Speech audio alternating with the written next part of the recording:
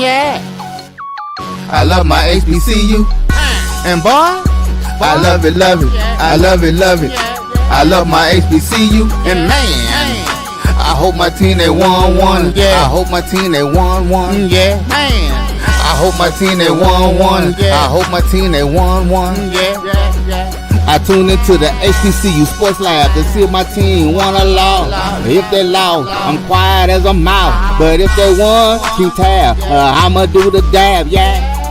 Dr. Cavil, he know what he be talking about.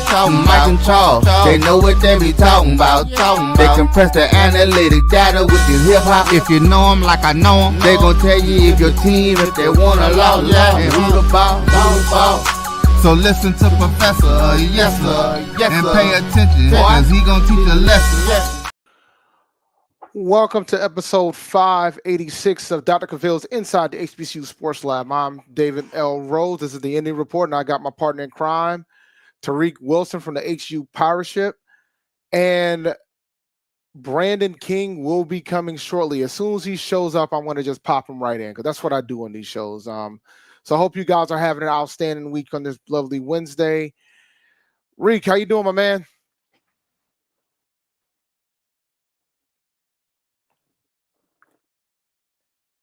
You there, Tariq? Tariq might be frozen over here. And look who just arrived. What's going on, Brandon?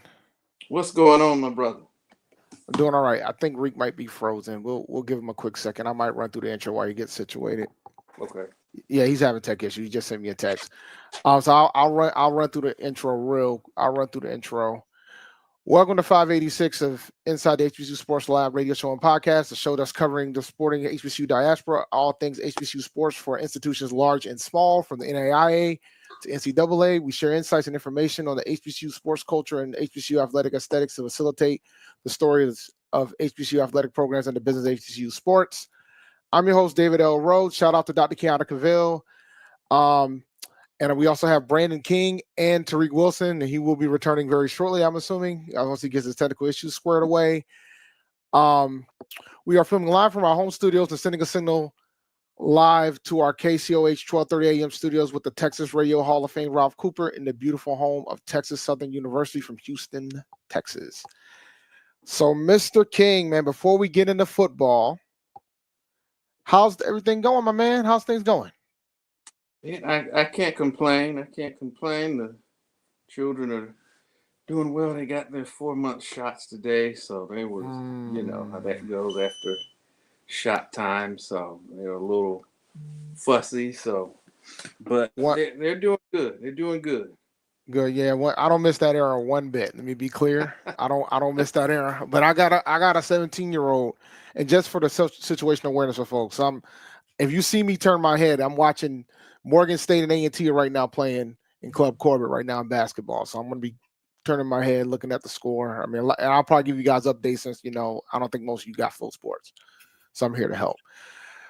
Tariq, how you doing, sir? Hey, I'm back. I'm not sure what happened, but I'm on my backup camera and mic. So. Uh-oh. I still sound good. And look good. A little choppy. You a little choppy, but you sound good at least. It's better now. Oh, okay. Thank you. Yeah. Hopefully it stabilizes. How y'all doing? Oh, we're doing great, man. We're gonna get into football. We'll get into football after the break. But I wanted to see if there's anything you guys wanted to talk about within your programs or within HBCU sports as a whole, outside of the football games. So, Brandon, you got anything? Not too much. I know we talked about, just from a program perspective, the Eddie George thing, and I guess that kind of delves into football, but I'll just say I don't see it happening yet. It's been circling around the block, and I think that chat is only going to pick up as we move forward. But I don't think there's anything to that. On the basketball front, we won a game by 78 points the other night.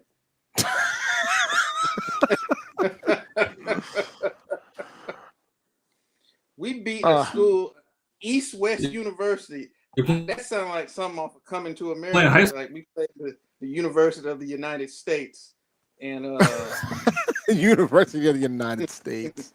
The score was 59-15 after the first half. So, Oh my word! That should tell you about how that game went. So, it's one of those early season games where they play hands across America or whoever they get to come in and fill out some of these scheduled games. So, it's one of those things you can't really make a determination of the skill or what you got as a team when you beat up on the Rugrats by 80. So, oh God, man! All right, Tariq, what do you got? Tariq, what do you got, sir? I got FAMU losing to Mississippi Valley State. For those who watch, it couldn't happen to a better team, a better school, a better program. Oh my goodness! So I enjoyed that this weekend. The alumni bases, they're in a panic right now. They're gonna tell you that they're not, but they're in a panic. But just like I said on Sunday on HBCU Nightly, and I'm gonna say it tonight on MD when we go live at 9 p.m. on HBCU Nightly Network. This is what y'all asked for. This is what you asked for. You said you wanted continuity. Now we got to see who they're going to fire. They got to fire somebody. Every time they get embarrassed, they got to fire somebody. Supposedly the OC was demoted, but I don't, but we'll see how that goes. I got a story that involves volleyball. The CAA gave out their postseason award, their regular season awards, and shout out to Tyne Ross. She won Rookie of the Year. Shout out to Coach Hal Clifton. He won Coach of the Year. A&T was slated to be 11th. They ended up going 5th this season. And shout out to Tyne Ross for making all CAA first team and Hannah Howell for making CAA second team. So shout out to the A&T volleyball program. I think a lot of folks thought it was going to be a rebuilding year, and they said otherwise. And the tournament starts tomorrow. They go up against Hofstra, who's a really good team. Anything else you guys got on your mind? Nope, we'll get into it. All right. Well, I'm not going to get into it yet. We're going to take a break. And when we come back after the break, we're going to talk about these football games. I don't think I'm going to talk too much about my football game. I think I'm just going to give y'all some data to chew. Yeah, sometimes you got to have some data to chew for my guys. No, I just want to talk about the Aggies. I like. No, we're not going to look, man. We got to listen, man. Here's the thing for me. At this point in the season, when you talk about the major Division I HBCU football, right now, there's only 4 teams right now that are on the couch. There's only 4. There's South Carolina State, there's Jackson State, there's Southern, and there's Tennessee State. As of right now, they are not on the couch. They're not on the couch. And hopefully they won't be on the couch. And we'll talk about that after the break. We'll be right back for Dr. Cavil's Inside the HBCU Sports Lab. Choice Hotels is a family of brands that helps you get the most for your money so you can be any traveler you want to be. You could be a free hot breakfast hero at a comfort hotel. Yes! That's how you waffle. Mr. This script got a plot twist at a Radisson hotel. A business big leaguer. Go for key. Even the ultimate pool float inflator. With 22 brands and the best value for your money, Choice Hotels has a stay for any you. Book direct at choicehotels.com, where travels come true. Gotta get the corners.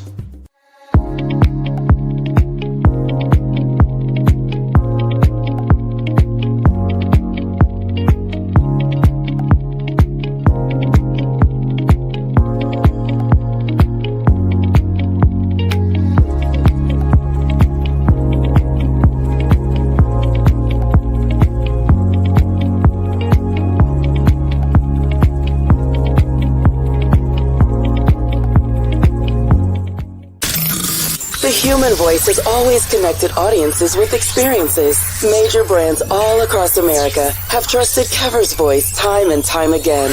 Conversational, powerhouse, intelligent, and sincere.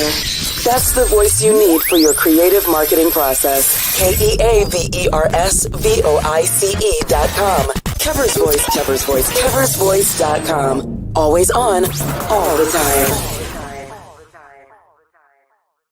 Since 2002, Empowerment Resources, Inc., a nonprofit organization, has empowered more than 1,500 youth and adults in Duval and surrounding counties.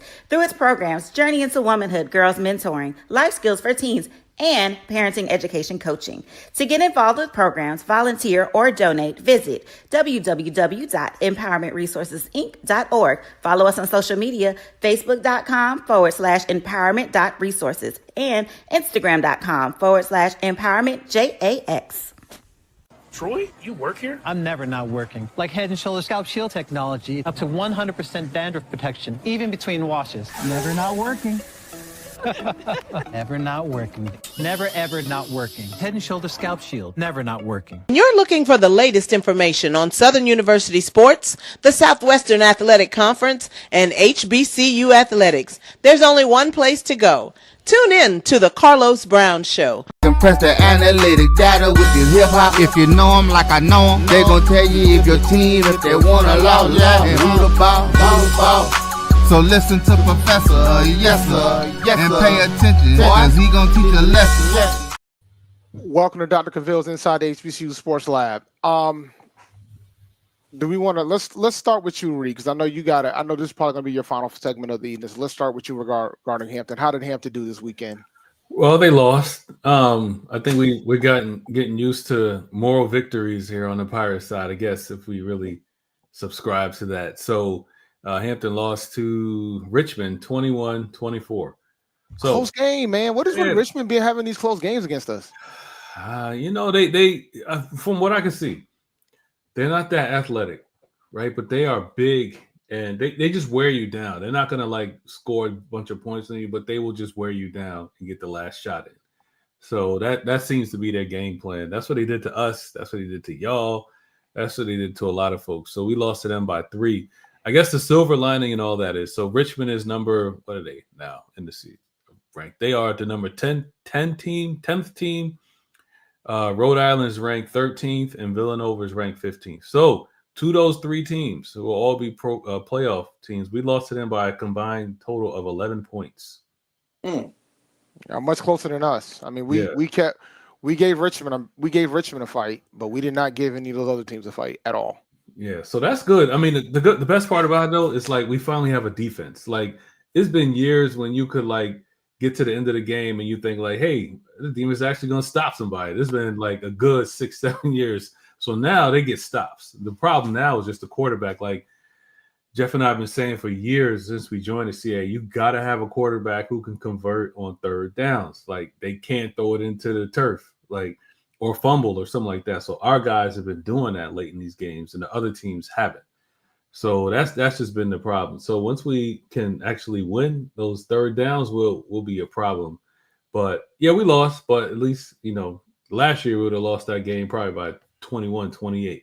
This year we haven't. So I'm happy we got a defense. But we got a lot of injuries, a lot of guys were hurt. But also we started 2 freshmen at linebacker this week, and they handled themselves well. So, I mean, the future is looking bright. I guess if that is the silver lining, that's it. All right. And who do you guys have up next? Albany. So that's a winnable game, bro. It is very winnable. It is. We beat them 2 years ago at their place on homecoming. They were mad about that. They were mad about that. It reminds me, man. This is like almost 20 years ago. I remember the first time I ever went to JMU's campus in Hampton. This is when we were good. We went to JMU and we beat them in their place. Their coach was so mad. He wanted to play the game like the next day, like run it back. He's like, how the heck we lose to that little black school? So, what's Albany's situation? They're 3-8. They are on a 5-game losing streak. Where none of them have been. Well, the last one was kind of close against Rhode Island, so they could win. But if we win, we can be 500, and that'd be better than what pretty much everyone predicted this year. So absolutely, but I mean, you've already exceeded that. Hampton's already exceeded that already, and now you have a head coach, and now you're going to have that continuity going into the next season.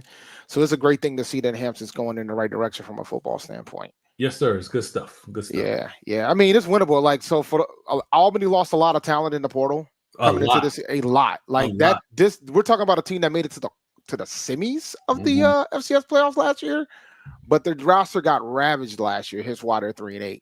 Yeah. But that is a wonderful game for you guys. So that's pretty good. I mean, you guys have a chance to go 500, which in the conference, this is your third, the Hampton's third season in the CAA. So this is about the direction you should be going right now. So this is good to see. Yep. All right, I'll go with mine next because I want to get this out the way. A&T once again lost. We're 1-10. We lost to Townsend 31-13, I think it was. It was 31-13. We pretty much scored 13 fourth quarter points to avoid the shutout because we were down 31-zip in the fourth quarter. Whoa. Yeah, it was. Yeah. Like, I'll give you a quote from the post-game press conference. First and foremost, we didn't want to get shut out. We've been struggling to score points all year, especially the past 5 or 6 weeks. So with about 8 or 9 minutes left in the fourth quarter, I said, "Hey, let's go with Fomby and try to get some points on the board." The thought was, this is what Coach Vincent Brown said. The thought behind it was A, to avoid getting shut out, and B, to build some positive momentum going into next week against Elon. I wanted to show the team that if we do things the right way, we can score points. We want another touchdown to end the show. We're going to keep fighting, keep trying to move the football to lay down a foundation for next week. So yeah, like I was on a college tour when this game was happening, so I was like listening to the game until I got to my car and finished listening to the game. So I heard the comment that the commentator said about at the end of the first half where there was no urgency, didn't seem like they were trying to score quickly when they were pretty much being shut out at that point. And the commentator said something to the point of that's what 1-9 teams do. Woo. And it was rough sledding. Offensively, they just couldn't get anything going. Like I think they had about a little over 122 yards in the first 3 quarters, but then they had 166 yards in the fourth.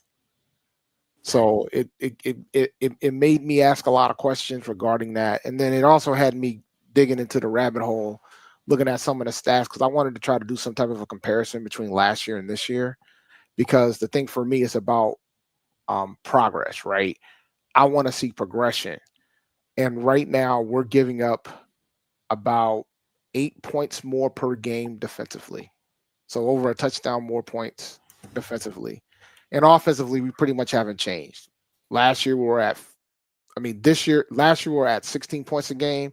This year we're at 15. So it was a 1 point delta of how much points we score offensively. But defensively, it pretty much fell tremendously. We might be one of the worst defenses in FCS. I didn't check to see what the numbers were, but defensively, it has regressed tremendously. And considering that our head coach is a defensive-minded coach, I don't think that's acceptable by any stretch of the imagination. And you know, when it comes to like margin of losses, the marginal losses are much higher at home than it is on the road, right? And it's not just the 42-point loss that we had against Hampton at homecoming. But it also like we lost over 30 points to Delaware at home. We lost by 38 to William and Mary at home. Like the margin of losses at home is brutal. And so with the next matchup against Elon, I'm not optimistic that we're going to keep that game close. We played them last year. They didn't convert a single third down when we played them last year. But we still lost by 24 points last year because we had no offense. So from that standpoint, I don't see the path of us being able to beat Elon. I want them to keep it competitive, but I'm like afraid that that's what the coach is wanting to. Like as a fan, I can say those things, right? But I think I'm at the point where I feel like the coach is at the point of he's just trying to keep it close instead of trying to win the game. You know, I think Elon's offense is pretty bad, but their defense is good. And I think they could shut y'all out. Oh, I'm not doubting that. I mean, I think the dilemma that that I have right now is that we just have a habit of not showing up in the second half. Like I think the 13 points that we scored in the fourth quarter might have been the most we scored in a fourth quarter all season. And that was when we were pitching a shutout. I didn't go back to go double check that, but I'm pretty sure it is. I have to double check that though. But I'm going to look now while you. I got one last thought on the Aggies. So it seems like they're going to do the obvious thing. One of the coaches said on Twitter that the Aggies are hitting the portal hard. They have to. So do you trust Brown to do it? He has to. I mean, I think. But no, do you think he can do it? Have you seen anything over the past years that say if he gets some talent, he'll be able to do something with it? He got BJ Turner from the portal last year. So he, for the most part, he does pretty well getting players out of the portal. I think he had one guy this year that didn't, that had the talent, but there was other things going on. Because he already announced that he was going to the portal. And he pretty much quit on the team in essence. But I think he can do it. I think the question becomes: are the expectations going to be too high for him to even survive next season, even if he does come back? Like if you ask some A&T alums, they think that he needs to win at least 5 to 6 games to keep his job after the third season. Hey, look at Stony Brook. I mean, they're ranked in the top 20. Listen. I mean, that's the first barometer, and the response I get back is, well, Stony Brook, they got that big $500 million donation, so they might have, they got a big donation that they can use for anything. Yeah. So when you take that into account, and by the way, I'm looking through the scores to make sure that what I just said about the fourth quarter was accurate, and it was. That's the most they've scored in the fourth quarter all season, 13 points. Even against Winston, they scored 13 points fourth quarter. Wow. So, but I mean, they won Winston at least. I mean, that's the only game they've won. They haven't beaten the Division I program. I mean, they didn't beat one before Valley could. So, it's rough sledding over here in that Glen. There's no question about it. But quick update on the score between A&T and Morgan State. A&T's beating Morgan State 24-15 in the first half. About 10 minutes left in the first half. So Tennessee State, man, how you looking, Brandon? How you feeling, man? You got some potential chaos going right now. There's a lot going on at 3,500 John A. Merritt, both on and off the field. Yeah, I was going to talk about off. Maybe later tonight. I was going to put it on the show about off. There's a lot of things going off the field for sure. But I said, coming off beating freaking man, I don't know what it is about. I keep forgetting the name of who we just played last week. Bowling Springs. Oh, Gardner Webb. Gardner Webb, help me, thank you. I don't know why I know Bowling Springs, North Carolina, and I blank out. So you said Bowling Springs, I knew, but yeah, Gardner Webb. So the game started off kind of strangely. It came out, scored on the first 2 drives, and it looked like after the second touchdown, Tennessee State was well in control of the game. Extra point gets blocked. They take it back to the house, 13-2. They turn around and score again. It's 13-9, and all of a sudden, you're in a bit of a dogfight. And they cut. They cut it to 1. They kicked the field goal. They cut it to 1. But Tennessee State was able to kind of hold it off, get a late score. Well, not a late score, but they got another touchdown. Gardner Webb did 2. So it was 23-20, but the game was not as close like that.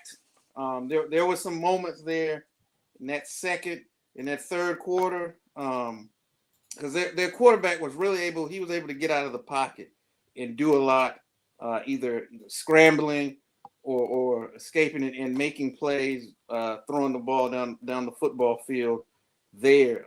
So they were able to make some hay there. In other areas that was of concern, and I asked Coach George about this on the Big South OVC call this week, was Gardner Webb was able to do a lot in the kick return game. We've talked a lot about what TSU was be able to do in terms of their return game, but they did a horrible job of kick coverage. They got several returns of over 20 yards. And that's something they're going to have to tighten up. But ran the ball fairly well. Had our first 100-yard rusher of the season. Only took the game before the season finale. Jaden McGill, 15 carries for a buck and a touchdown. And Coach said after the game that he'd been kind of banged up a little bit earlier in the season. So they've really been kind of able to kind of integrate him a little more into the rushing game. And he was able to really pick up a lot of tough yards and a lot of yards that they needed in some critical situations. So you get that, you move to 8-3. You're now on a 3-way tie for second, headed into this matchup with SEMO. And the last time we saw him, it got ugly. And it got ugly fast. It was 44 to zip. If memory serves correct, it was bad. Wow. It was bad. So granted, they won their game, and really for us to win, we're gonna need some help because we are tied, like I said, for second with Martin and Tech. Both of those have the tiebreaker on us as a result of us handing them games earlier in the season. So even if they beat SEMO, still gonna need a little bit of help. But I think the conference championship is still on the table, as is a potential postseason berth. So this is a big week, and I'm optimistically cautious. Not cautiously optimistic.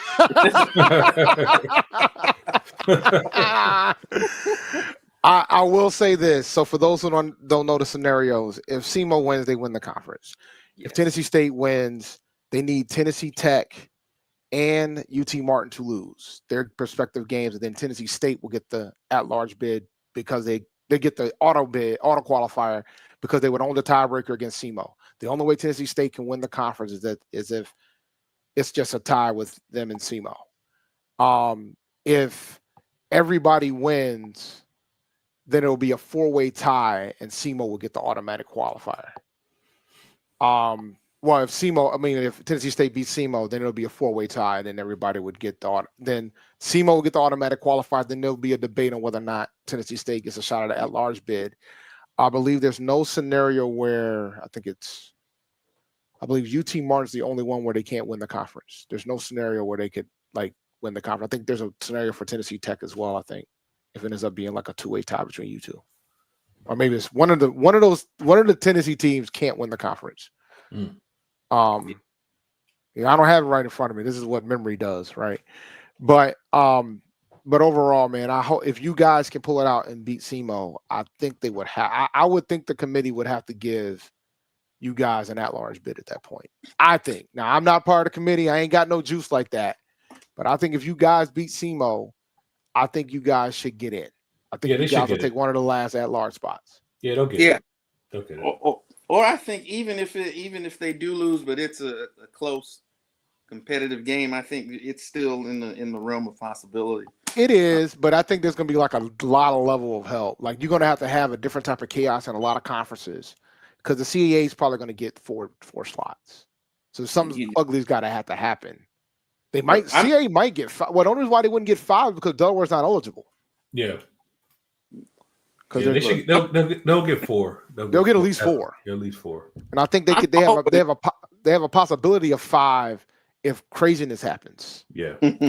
I'm pro end of season conference chaos.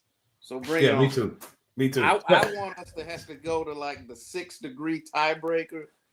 The most as AD Drew would say, the most Miakish craziness that we can get. I want it. You know, Brandon, the worst thing about that, and I got to sign off, is like, if y'all get in like the crazy back end way, they're going to send you to like South Dakota State or something like that. That's the only. Well, they'll have a bye. They won't have to go there first round. Yeah. Okay. So that's the positive thing, because the top 8 teams gets a bye. All right. So you play somebody reasonable. You'll play somebody reasonable, and then you'll get South Dakota State in the second round if you win. Hey, can I add one thing before I sign off? This Lennon Blow, is that his real name? Who's talking a lot of trash in the chat? Yeah. Yeah, we lost. We lost twice to Norfolk. It happens. It happens. We'll get you next time. Enjoy it. Enjoy. Listen, man. Listen, Norfolk is a basketball school. They don't have any MEAC titles. That's all they do. They don't have any MEAC football titles. I want to remind Norfolk State. that y'all don't have any MEAC football titles, Right. and the one that y'all did win got vacated. Y'all don't have any MEAC football titles, so enjoy basketball season. Yep. But one thing's going to be clear: my Lady Aggies are going to be healthy. We're going to take care of y'all the day after the Celebration Bowl. I'm going to put that out there for y'all in the air. Woo! Man. We're going to put that out there in the air. We're winless right now. I understand that we're 0-4, but we're injured. We're going to be healthy by December. Yep. So we'll be ready for you guys when y'all come to Club Corbett the day after the Celebration Bowl. All right, fellas. I'll be in the building. So Leonard, I hope you come. All right. We appreciate you coming. All right. We'll be right back after this break. Tune in to. We'll be right back after this break. This is Dr. Cavil's Inside the HBCU Sports Lab. Hey, grab me one too.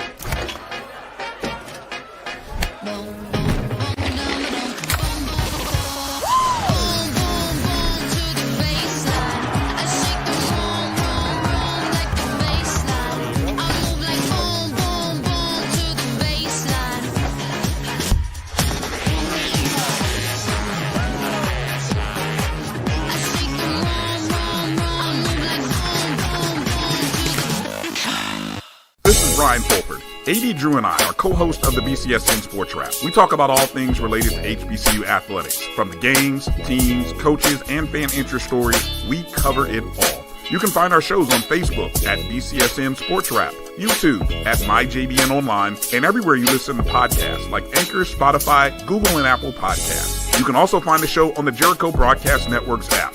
Make sure to download. We look forward to you joining the conversation and being a part of the show.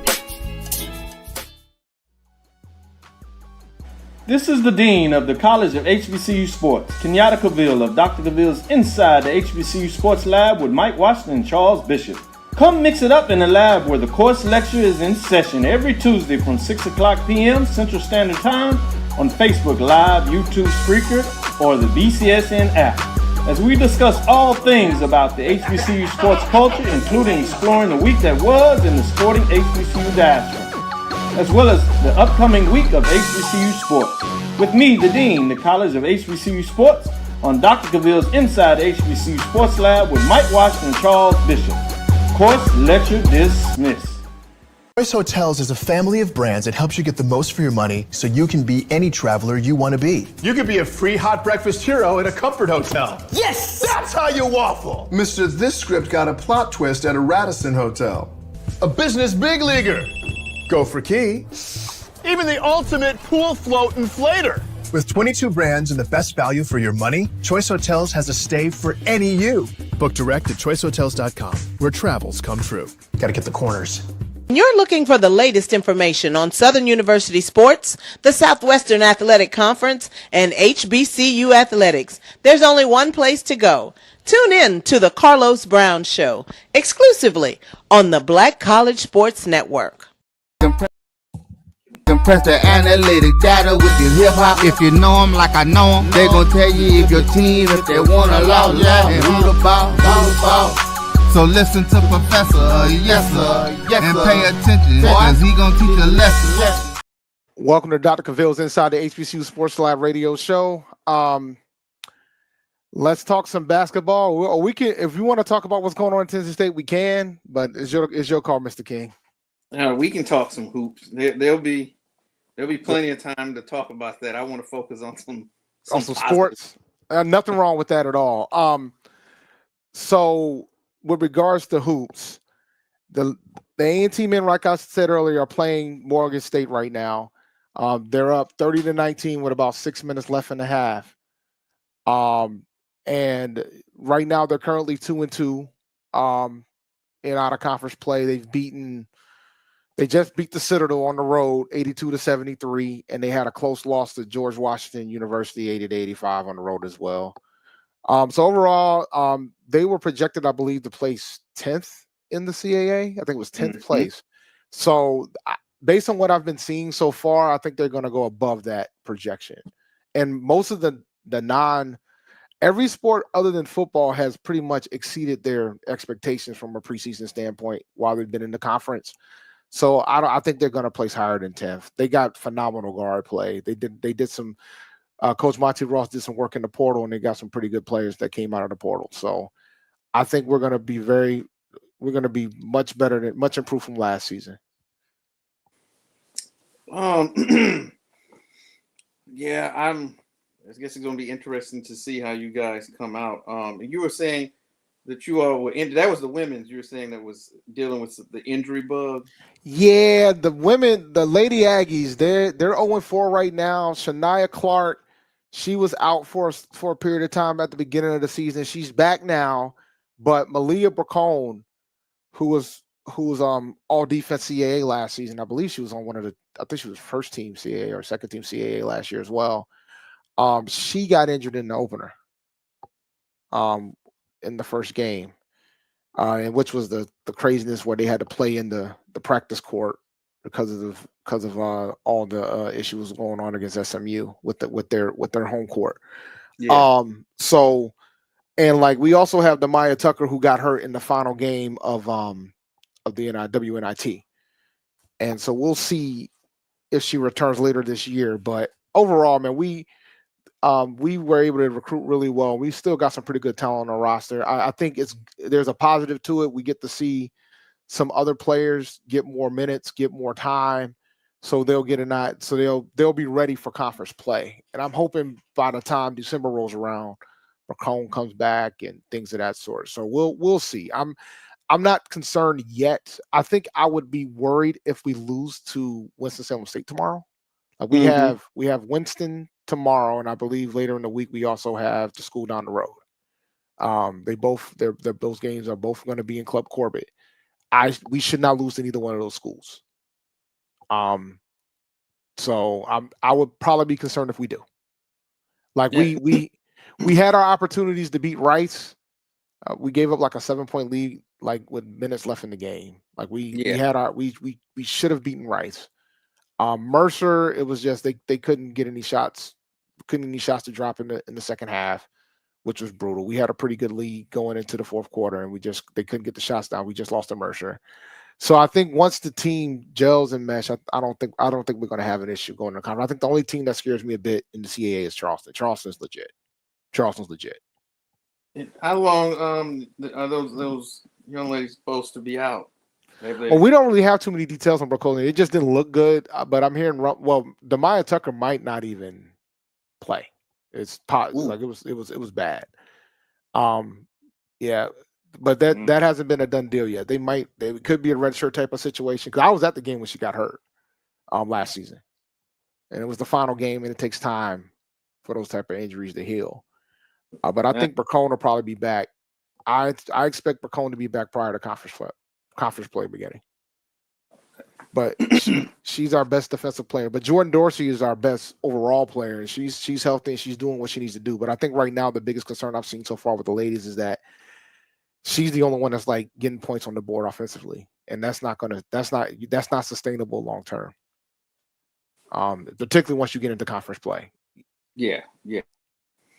So I think down here, I think even with some of the less than stellar amount of fans that somewhat turn out, there's still a lot of attention on football. But like I said, the men's team, they just came off. I said 78. I'm sorry, it was 77 points. Oh Jesus! Don't overshoot yourself now, Mr. That's King. right. I want to be accurate with 77 points. They beat them by. So they've got Chattanooga coming up on the 25th. My days are so completely thrown off. So, and like I said earlier, that game with East West, you take from it what it is. You can't really get a bead on that. So, we'll once we kind of get things back returned to normal, we can kind of better assess what these guys got. Like I said, there's a lot of new moving parts, because we had a lot to replace. Your starting guard, your leading scorer from last year, a couple of bigs that really provided a lot on the interior. So Coach Collins had a lot of pieces to kind of put back together. So we're picked to finish in fourth in the conference, and really, at least on the men's side, it's really been similar to the football program in that you can see it kind of somewhat trending in the right direction, and they just have not been able to kind of get that one signature win to kind of help them bang through to the upper echelons of the conference. So I think this, like football, it could be a potentially a pivotal year, a defining year for the team. You know, if they kind of want to move forward and break through to the next level. And so on the women's side, you know, it's kind of it's a situation where you're kind of looking to get the program back on the right track. But I have a lot of faith in Coach Dupree and what she's going to bring to the table in terms of her experience. And I really think once she gets in there and kind of can further put her handprint on the program, I really think that basketball from the women's standpoint will move in the right direction. And we can already see some signs of it. We just, Sana Kamara, she just won, was named Freshman of the Week.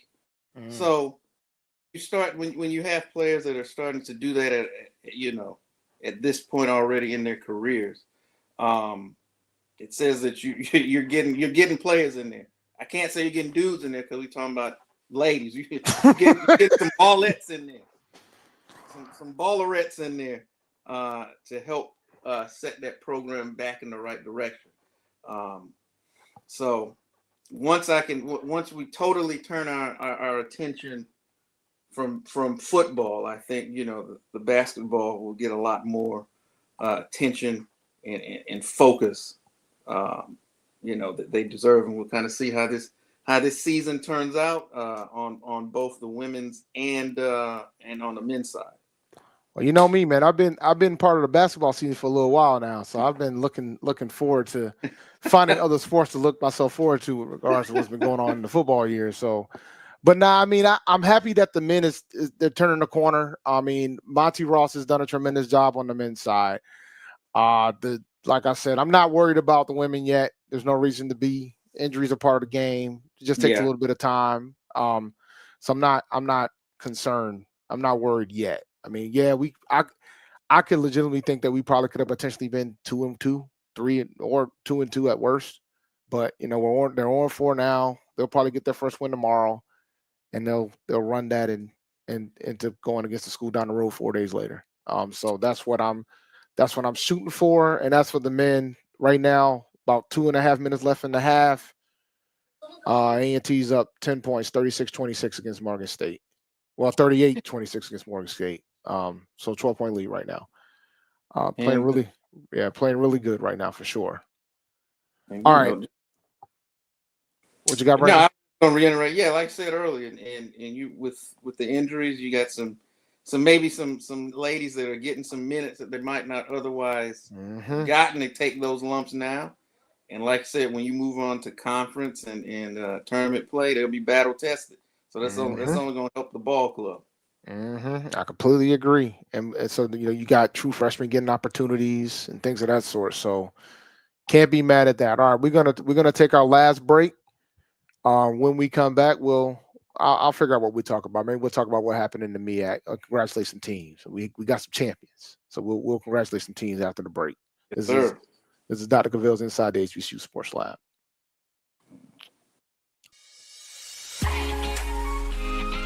Looking for the ultimate cultural experience of 2025? The Zora Outdoor Festival of the Arts is where you need to be. From January 31st to February 2nd, Eatonville, Florida will come alive with incredible live performances from the Levert Experience and Sunshine Anderson. Immerse yourself in interactive art. Take a journey through history with a new virtual tour app that brings Eatonville's legacy to life from your phone. Enjoy family-friendly STEM activities and explore over 80 unique vendors. Please don't miss the unforgettable R&B tribute to the legends. This is more than a festival. It's a celebration of Eatonville's rich cultural heritage. Visit zorafestival.org for tickets or to become a vendor. We'll see you in Eatonville, the oldest Black incorporated municipality in the country. compress the analytic data with your hip hop. If you know them like I know them, they gon' tell you if your team, if they wanna lose, and who the ball. So listen to Professor, yes sir, and pay attention, cause he gon' teach a lesson. This is Dr. Cavil's Inside the HBCU Sports Lab, the Indy Report. I got my man Brandon King with me tonight. All right, man. Let's give some congratulations. Congratulations to the South Carolina State Bulldogs. They clinched the MEAC championship after beating Morgan State. And let me tell y'all something. What did they have? What made it more impressive was the fact that Eric Phoenix got hurt in the first quarter, and they still did what they did to that defense. Yeah. So that, and I watched that game, and that was pure dominance from across the board. But shout out to South Carolina State. The last time they went to the Celebration Bowl, they ran the table in the MEAC. They got an opportunity to do that again this upcoming weekend against Norfolk State. They're currently 4-0 in the conference, but congratulations to them. And let me tell y'all something, man. That's going to be a hard out to whoever gets in the SWAC. Shout out to the SWAC, though. Southern clinched the SWAC West. Jackson State clinched the SWAC East. So we got our championship in the books. I know some folks aren't too excited that they got to wait 3 weeks for this game, but it is what it is, guys. Like those are the breaks. You know, your other schools should have did what you needed to do. You know what I'm saying? That's why I talk about the couch. A lot of teams are on the couch now. A lot of teams are in basketball season now. I've been sitting here for a little while waiting for basketball season. But now a lot of you guys are going to be joining me. So I want to welcome you guys. Welcome to basketball season. Because a lot of you guys are on the couch. There's still football left, and we're going to get into that. We already got into that for the whole show primarily. But most of you guys, it's basketball season now. So join the couch with me. You know what I'm saying? There's some good basketball going on. And there's nothing wrong with that, you know. So I'm welcome. That's why I wanted to wear this shirt. Welcome to basketball season. Did you get to watch some of the games, man? What did you think? First of all, what SCSU did to Morgan, wow. Like I said, didn't see that coming. I thought they would win, but I thought the margin would be much closer considering how well Morgan State's defense had been playing. I wasn't expecting much from the Morgan offensively, but for them to just absolutely dismantle them on both sides of the ball like that. The biggest problem with Morgan State, primarily, especially now that we're near the end of the season, is that they got a phenomenal defense, but that offense is so rough, man. It tires the defense out, and now you got a South Carolina State team that's fast on both sides of the ball, physical on both sides of the ball. Yeah, they wore them out. I mean, your defense has only got but so many snaps in them. Yeah, and I think they just got to that breaking point against South Carolina State, and I mean, Coach Berry and what they've done. I mean, they're looking like a machine down there right now. Coach Berry ain't lost a conference game in 3 seasons, man. Crazy. Like it's not fair, you know. And it's funny because when the coaching carousel was starting last season, the MEAC's biggest fear was Chennis Berry being in that conference because of what he did in the SAIC, and I don't think a lot of folks expected him to win that conference as dominant as they did. But here we are, and they're going to Atlanta. They're going to get their golden ticket at home next week in the Norfolk State game. But so shout out to South Carolina State, shout out to Southern, shout out to Jackson State. Shout out to Virginia Union. Yes. For winning the CIAA, and shout out to Miles, who's going to be hosting a home game in the Division II tournament. Yes. You know, so shout out to them as well. They beat Clark Atlanta in dominating fashion. But Teddy Keaton can keep his head up high. They had a phenomenal season. That team was 0-10 the previous year. Yeah. So so for me, shout out to them. For the turnaround. I think, nobody wants to hear this, especially the folks that are in Clark and at Miles and all these other Division II programs that are being very successful right now. Some of these schools might lose some coaches after this once the season ends. So, it's funny you mention that because all the teams that you name, they're candidates for other schools, as we know. Because I think we know that the coaches that started out SWAC and MEAC media days this past season. It's going to be some different names on the table, on the placards on the table this season. And it's just a matter of who, because like I said, you look at what Sam Shade has done at Miles and how quickly he's turned that program around. Both of the coaches in the SIAC title game have done amazing jobs in terms of transforming their programs in short order. And just like you touched on earlier, I mean, Clark went from a school last year. Here's an interesting stat. The past 6 seasons, Clark Atlanta has won 8 games. Oh. That includes not 1, but 2 winless seasons. And for them they won 7 this year. So, it's incredible. Think about what they've done. And yeah, no, they brought in David Wright. They brought, some of those guys. But you look at just what he has done. This was a team that lad you could pencil in for a win. Who we playing? Clark? Oh, yeah, we're just add 1 to the win column. We got this. It was not a matter of if you're going to win. It was how much.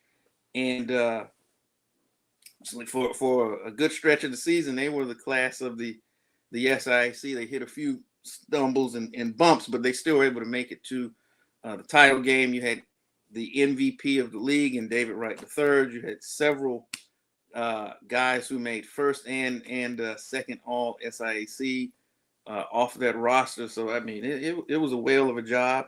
And obviously the same thing could be said for Coach Shade, because while Clark was getting a lot of the attention, and understandably so, and especially when they got off to that 0-2 start, they just went quietly about their business, racking up wins, beating whoever was in front of them. You ride into the playoffs on an 8-game winning streak. You hadn't had, I think it's been 40 years since they had a perfect record in conference, something crazy like that. So tremendous job. And yeah, if your coaching situation may be a little tenuous, Alabama A&M comes to mind. I'm hearing right now that he's safe. He's likely safe. I've heard something similar. I'm just being funny, but yeah. No, there's others. Don't let me. There's others, guys. Oh yeah. There's a couple, including the shirt that I'm wearing. Whatever school is obviously going to show their coaches the door. If Sam Shade and Teddy Keaton should be at the top of your list, if they're not in the top 3, then you're not doing your due diligence. Why are you even playing football? But those teams did a great job, and so that can't be remiss. And even when you look at going back into the SWAC, you look at Southern, like you look up and every week's like, how did they manage to win this week?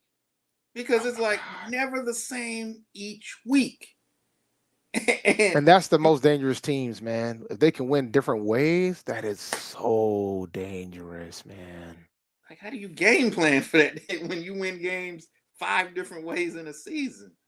And it's funny with what Coach Graves has done, considering if you recall that when they had some of those board meetings, there was some rather vociferous people in that room that did not want him to get that job, and they made it known. They talked about him like he wasn't in the room, but he was in the room.